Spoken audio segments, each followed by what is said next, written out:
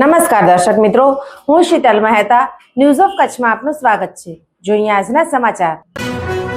કચ્છના નખત્રાણા હાઈવે ઉપર ધાવડા દેવપર ગામ વચ્ચે ભયંકર અકસ્માત, બેના મોતની આશંકા।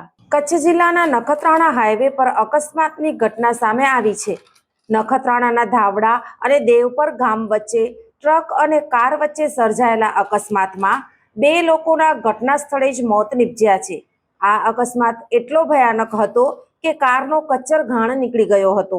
પ્રાપ્ત માહિતી અનુસાર ધાવડા અને દેવપર વચ્ચેથી પસાર થઈ રહેલી એક કાર અને ટ્રક વચ્ચે જોરદાર ટક્કર થઈ હતી।